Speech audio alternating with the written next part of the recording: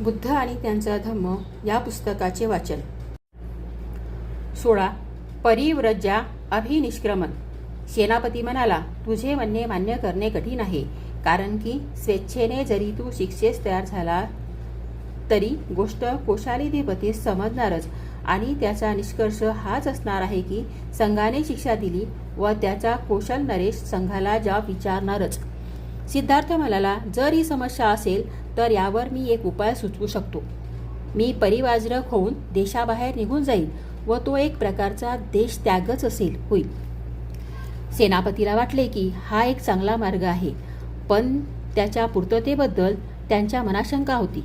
म्हणून सेनापतीने सिद्धार्थाला विचारले, आपल्या माता पिता व पत्नीच्या अनुज्ञेशिवाय तुम्ही परिवाजरक कसे होऊ शकता?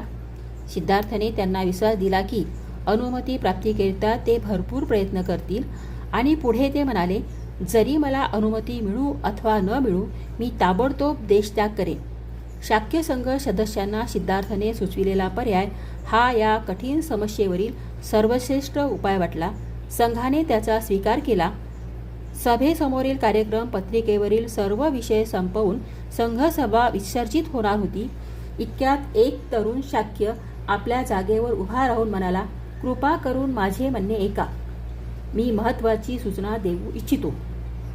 त्यास बोलण्याची परवानगी मिळाल्यावर त्याने म्हटले, सिद्धार्थ आपल्या वचनाचे पालन करतील व देशत्याग करतील या गोष्टीबद्दल मला थोडी देखील शंका नाही, परंतु एका गोष्टीमुळे मी चिंतित आहे. आणि जेव्हा सिद्धार्थ आपल्या डोळ्यासमोरून निघून जाईल तेव्हा कोलियांविरुद्ध ताबडतोब युद्ध घोषणा करावी असा संघाचा विचार आहे का? मला असे वाटते की संघाने याविषयी गंभीरतापूर्वक विचार करावा.